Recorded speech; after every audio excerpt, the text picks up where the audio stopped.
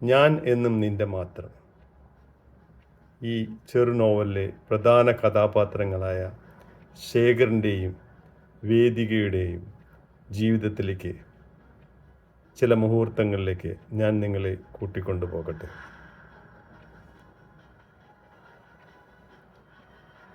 വേദിക ശേഖറിൻ്റെ കയ്യിൽ മുറുകെ പിടിച്ചു. ഇനി നമ്മൾ വീണ്ടും എപ്പോൾ കാണുമെന്നറിയില്ല. എനിക്ക് ശേഖറിനോട് ഒരു പ്രധാനപ്പെട്ട കാര്യം പറയാനുണ്ട്. വേദിക ഗൗരവത്തിലായി. പറയൂ, എന്താണ് വേണ്ടത്? ശേഖർ ആശങ്കയോടെ അവളെ നോക്കി. എനിക്കൊരു കുഞ്ഞിനെ വേണം.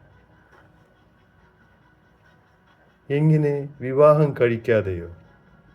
ശേഖർ ഞെട്ടലോടെ ചോദിച്ചു. അതെ, എനിക്കൊരു കുഞ്ഞിനെ വേണം. പക്ഷേ കല്യാണം കഴിക്കാൻ എനിക്കിഷ്ടമല്ല, വേദിക തറപ്പിച്ചു പറഞ്ഞു. ശരി, നമുക്ക് അഡോപ്ഷനെക്കുറിച്ച് ആലോചിക്കാം, ശേഖർ മറുപടി പറഞ്ഞു. നോ നോ നോ നോ, എനിക്ക് നിങ്ങളുടെ രക്തത്തിൽ പിറക്കുന്ന കുഞ്ഞിനെയാണ് വേണ്ടത്, വേദിക പറഞ്ഞു. എന്താണിത് വേദിക? നീ എന്തൊക്കെയാണ് ഈ പറയുന്നത്? എന്നെക്കുറിച്ച് നീ എന്താണ് വിചാരിച്ചിരിക്കുന്നത്? ശേഖറിൻ്റെ സ്വരം മാറി.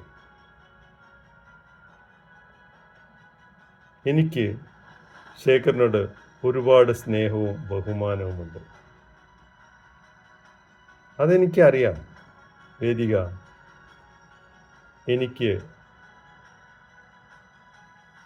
ഒരു ജീവിതത്തിൽ ഇത്തരം കാര്യങ്ങളിൽ എങ്ങനെ ഞാൻ ഇടപെടും?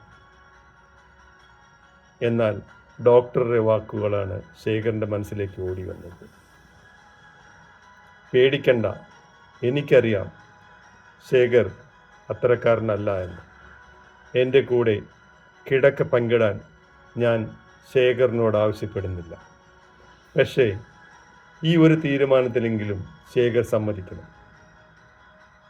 ഒരു സറോഗേറ്റ് മദറിനെ വെച്ചോ ടെസ്റ്റ് ട്യൂബ് വഴിയോ എനിക്ക് കുഞ്ഞിനെ മതി.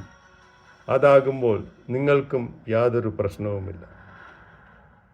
അവൾ സുരക്ഷിതയായി എവിടെയെങ്കിലും വളരും. നമുക്കിടയ്ക്കിടെ നമ്മുടെ മകളെ പോയി കാണാം. വേദികയോട് ശേഖർ. അതെങ്ങനെ നീ ഉറപ്പിച്ചു പറയും അതൊരു മകളായിരിക്കുമെന്ന്? വേദിക ഒന്നും മിണ്ടിയില്ല, തല ആട്ടുക മാത്രം ചെയ്തു. നിങ്ങൾക്കത് ഉൾക്കൊള്ളാൻ ബുദ്ധിമുട്ടാണെന്ന് എനിക്കറിയാം ശേഖർ. പക്ഷേ ശേഖർ ഒന്നുകൊണ്ടും പേടിക്കണ്ട. ഡൽഹിയിലെ ഡോക്ടറെ കണ്ട് ഞാൻ തന്നെ എല്ലാം അറേഞ്ച് ചെയ്തു കൊള്ളാം. ശേഖർ അവിടെ പോയി അദ്ദേഹം പറയുന്നത് പോലെ ചെയ്താൽ മാത്രം മതി. അതിന് സമ്മതമല്ലേ? വേദിക ചോദിച്ചു.